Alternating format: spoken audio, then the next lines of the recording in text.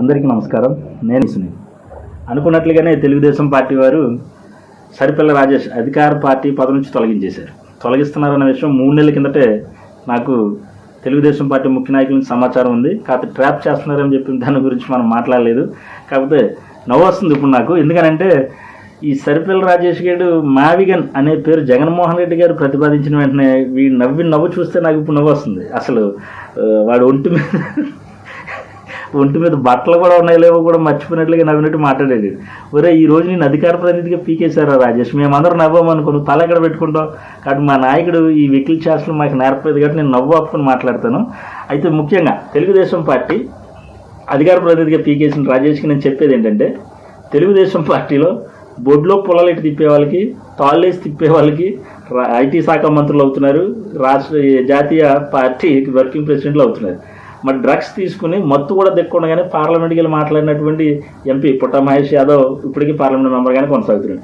అలాగే అశ్లీల దృశ్యాల్లో వచ్చినటువంటి వీడియోలు రిలీజ్ అయినటువంటి ఎమ్మెల్యేలు పేర్లు చెప్పను, వాళ్ళు కూడా ఇప్పటికి కూడా ఎమ్మెల్యేలుగానే కొనసాగుతూ ఉన్నారు. ఒక మహిళ తమిళనాడు తీసుకెళ్లి తనకు సంబంధించిన వ్యక్తిని చంపేసి వస్తే తన పార్టీ కార్యకలాపాలు ఇప్పటికీ ఆమె కొనసాగుతూ ఉంది. అదే ఇంకొకడు కత్తి నైఫ్ అన్నటువంటి వాడు కూడా వాడి పదవిలో కొనసాగుతున్నాడు. వీళ్ళందరికీ ప్రమోషన్లు వచ్చి వీళ్ళ పదవుల్లో కొనసాగుతుంటే ఒక్క సరిపిల్ల రాజేష్ గారికి మాత్రమే అధికార ప్రతి నుంచి ఎందుకు తొలగించేశారు? ఈ రాజేష్ గారు ఆ తెలుగుదేశం పార్టీ ఎమ్మెల్యే గారిని లోకేష్ని అడగలేదు.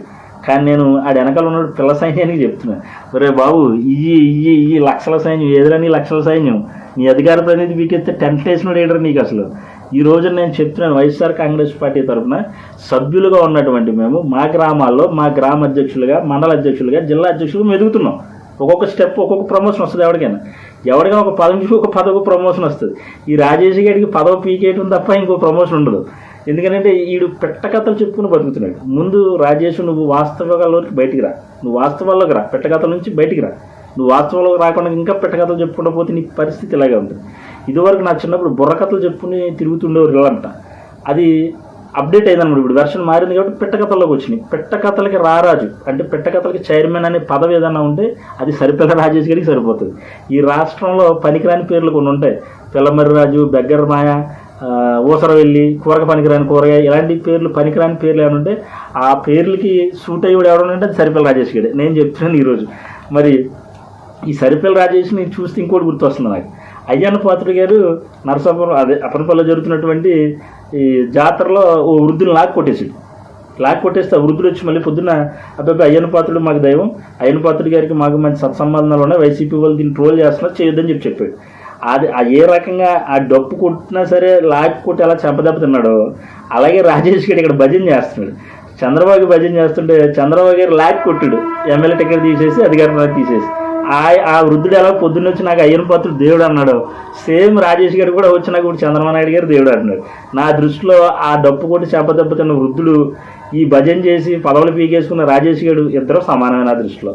కాబట్టి ఈ రాజేష్ గారు ఇప్పటికి కూడా పెట్టకథలు మానేయకుండా మళ్ళీ వచ్చి చంద్రబాబు నాయుడు గారు, లోకేష్ గారిని అడగడం మానేసి ఈ పవన్ కళ్యాణ్ గారికి, జన సైనికులకి సారీ అని చెప్తూ కొత్త స్టోరీ పట్టుకొస్తున్నాడు. వాడి వ్యక్తిగత పెట్టకథల గురించి నేను కథలు చెప్పను. కానీ చెప్పే వాస్తవం ఏంటంటే, చంద్రబాబు నాయుడు గారు, లోకేష్ గారు వీడు పదవి పీకేస్తే వీడు వాళ్ళు అడగలేదు. ఎందుకంటే వాళ్ళ దగ్గర నుంచి ప్యాకేజ్ ఉంది. వీడు ఇప్పుడు నేను సవాల్ చేసి, ఇదే రాజేష్ నీ ఆత్మాభిమానం దెబ్బతిందని ఒక్క నిమిషం ఒక్క మాట నువ్వు మాట్లాడితే, తెలుగుదేశం పార్టీ మీద వ్యతిరేకంగా మాట్లాడితే, నువ్వు ఎక్కడైతే మొదలుపెట్టో అక్కడే తీసుకొచ్చి 2 నిమిషం నుంచి చూపెట్టేస్తాను. ఆ కెపాసిటీ ఉంది తెలుగుదేశం పార్టీ దగ్గర, ఆ నిబద్ధత ఉంది కాబట్టి ఆ తెలుగుదేశానికి భయపడుతున్నాడు. అందుకని వీడి చుట్టూ అంతా పట్టుకి చంద్రబాబు చేతుల్లో పెట్టేశాడు. కాబట్టి వీడు ఆయన అలగలేదు. వీళ్ళకి క్షమాపణ చెప్పుకుని బతకడం వీళ్ళు బతుకు.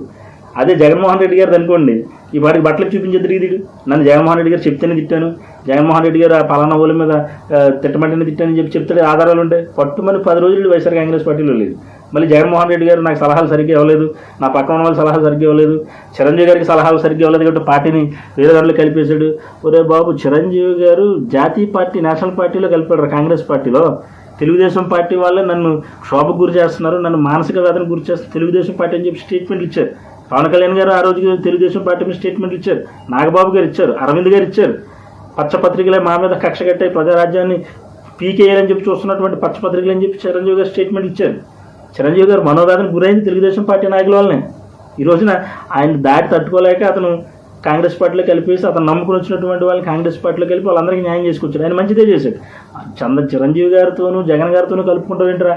సలహాదారులు చంద్రబాబు నాయుడుకి లేరా? చంద్రబాబు నాయుడు గారు సలహాదారులు వాళ్ళు ఓడిపోలేదా? మళ్ళీ ఆల్రెడీ సలహాదారులు వాళ్ళు నెగ్గలేదా? మళ్ళీ ఓడిపోలేదా? మళ్ళీ ఇప్పుడు నెగ్గాడు మొన్న, మళ్ళీ ఇప్పుడు ఓడిపోతాడు సలహాదారుల వల్ల. ఇదంతా జరిగేది. ఇది పక్కన పెట్టి, సలహాదారులు ఇవన్నీ పక్కన పెట్టి, నీ పదవి ఎందుకు పీకేశారో నీ పిల్ల సైన్యమని నిన్ను అడుగుతుందా? కనీసం నువ్వు మీడియా ఛానల్కి వెళ్ళి జగన్మోహన్ రెడ్డి గారు తిప్పినప్పుడు TV5 సాంబశివ గారు, ఏబిఎన్ కృష్ణ, రాధాకృష్ణ వీళ్ళందరూ నీకు ఒత్తాసు పలికారు కదా. ఈ రోజు నీ అధికార ప్రతినిధి తీసేస్తే సాంబశివ మాట్లాడుతున్నాడా? మూర్తి మాట్లాడుతున్నాడా? రాధాకృష్ణ నీ గురించి మాట్లాడుతున్నాడా? త్రిపులార్ మాట్లాడుతున్నాడా? త్రిపులార్ని ఇంటికి పిలిచి భోజనం పెట్టాడు. ఈరోజు నీ పదవి తీసేస్తే త్రిపులార్ని నీ కనీసం సంఘీభావం తెలియజేశాడా? రాజేష్కి పదవి తీయడం సమంజసం కాదు, మనం అందరం ఏదో పనులు చేస్తున్నాం. బ్యాంకులు దోచేశాడు కొన్ని కోట్లు. అతనికి ఆ పదవి ఉంది, పార్టీలో కొనసాగుతూ ఉన్నాడు. నువ్వేం చేసావు? నీ పదవి పీకేసి ఒకసారి చూసుకోరా నువ్వు. ఆ త్రిపులార్ గారి అపాయింట్మెంట్ అడిగితే నీకు ఇవ్వకుండా మానేసి ఆ రాధా మనోహర్ దాస్కి అపాయింట్మెంట్ ఇచ్చాడు. ఆడెవడో పందికొక్కులా ఉంటాడు లావుగా నల్లగా, ఆడొకడికి అపాయింట్మెంట్ ఇచ్చాడు. మళ్ళీ RSS వాళ్ళకి అపాయింట్మెంట్ ఇచ్చాడు. నీకు అపాయింట్మెంట్ ఇవ్వలే. నువ్వు కూరలో కరివేపగ్గడమని తీసి పడేశాడు. అది నీ స్థానం. అది నువ్వు మర్చిపోయి జగన్మోహన్ రెడ్డి గారు మీరు ఇంకా పెట్టకథలు చెప్పుకుని వస్తే దాన్ని తిప్పి కొట్టడానికి మేము సిద్ధంగా ఉంటామని కూడా ఈ సందర్భంగా నేను తెలియజేస్తున్నాను. మరీ ముఖ్యంగా ఇంకొక విషయం నేను ఫైనల్గా చెప్పేది ఏంటంటే, ఈ సందర్భంగా రాజేష్ గారిని చూస్తున్న గుర్తొచ్చే విషయం ఒకటి ఉందండి. ఒక సినిమా గుర్తొస్తుంది. అనే సినిమా ఒకటి ఉంది. రావు రమేష్ గారు అందులో యాక్ట్ చేశాడు. ఆ సినిమాలో రావు రమేష్ గారి క్లైమాక్స్లో అతని కొడుకు పాలేరు ఉంటారు. ఉండి ఊరి ఇది చెల్లె డబ్బును పట్టేసిందంటే వీడు ఇంకా డబ్బును దాన్ని పట్టేశాడు రా బాబు. మన కూతురేమో వీడి ప్రేమకి, నేనేమో ఈ లైన్ క్లియర్ అవ్వడానికి, చెల్లి క్లియర్ అవ్వడానికి మనం సరిపోయామని చెప్పినప్పుడు పాలేరు గారు అడుగుతాడు. అయితే మన పరిస్థితి ఏంటంటే అయ్యారంటే ఏమున్నాక పిసుక్కోవటం అంటాడు రావు రమేష్ గారు. సేమ్ సందర్భం ఇప్పుడు రాజేష్ గారు నాకు గుర్తొస్తున్నాడు. రాజేష్ గారిని వాళ్ళ పిల్ల సైన్యం అంటుందంట, అన్నయ్య నువ్వు పవన్ కళ్యాణ్ గారిని తిట్టేసావు, కాపు నాయకులు తిట్టేసావు, కానీ పవన్ కళ్యాణ్ గారు ఎమ్మెల్యే అయిపోయాడు, డిప్యూటీ సీఎం అయిపోయాడు. అయినా మరి నువ్వేమో ఎమ్మెల్యే టికెట్ పోగొట్టేసుకున్నావు, ఇప్పుడేమో అధికార ప్రతినిధి పోగొట్టేసుకున్నావు, మన పరిస్థితి ఏంటి అన్నయ్య అని చెప్పి అడుగుతుంటే రాజేష్ గారు ఏముంది పిసుక్కోవటం అన్నాడంట. మరి ఆ పిసుక్కునేది ఏదో పిసుక్కోరా రాజేష్ కూడా వాడి గొడవ పడతాడు. మరీ ముఖ్యంగా నేను చెప్తున్నాను, రాజేష్ పదవి తీసేస్తున్నారు అన్న విషయం సమాచారం 3 నెలల కిందటే మనకు ఉన్నట్లుగానే రాజేష్ కూడా ఉంది. రాజేష్కి సమాచారం ఉంది కాబట్టి రాజ్యసభ రేసులో ఉన్నానని చెప్పి తప్పుడు వార్తలు వేసుకుంటూ వీడితో పాటు ఇంకొక యువకుడిని కలుపుకుని వీడికి సంబంధించినట్టు ఫేక్ ఐడీల ద్వారా వార్తలు రిలీజ్ చేసుకొచ్చాడు. ఎందుకంటే కనీసం అధికార ప్రతినిధిని ఉంచుతారేమో. ఇవన్నీ చంద్రబాబు నాయుడు గారికి తెలిసి ఈయన పీకేశారు. అదే రకంగా ఇంకొకటి ఏంటంటే, వైసీపీ శ్రేణులకు నేను ముఖ్యంగా తెలియజేస్తా ఉన్నాను, వైసీపీ శ్రేణులు చాలా జాగ్రత్తగా ఉండండి. ఈ అధికార ప్రతినిధి పదవి తొలగించిన తర్వాత మాత్రమే రాజేష్ గడు ఆడి ఇల్లు కట్టుకుని వీడియో రిలీజ్ చేసి బయటికి రిలీజ్ చేశాడు. స్ట్రాటజీ మహాసేన సభ్యుల నుంచి నాకు వచ్చినటువంటి ముఖ్య సమాచారం. ఈ సమాచారం ఏంటంటే, ఈ వైసీపీ వాళ్ళు ట్రోల్ చేస్తున్న మాత్రమే పరిగణలోకి తీసుకుని దానిని తీసుకుని వచ్చి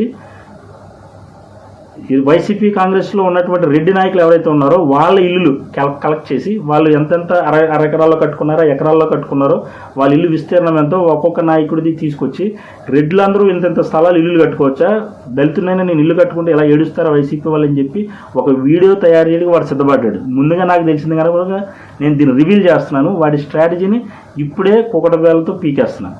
దయచేసి వాడు ఇల్లు కట్టుకుంటున్నాడా, గోసుగుడ్డ పెట్టుకుని తిరుగుతున్నాడా మనకు అనవసరం. వాడు జగన్మోహన్ రెడ్డి గారి మీద పెట్టకథలు చెప్పాడా, ధీటుగా ఎదుర్కొని మనం సమాధానం చెప్పి వాడిని తరిమి కొట్టే పని చేద్దాం.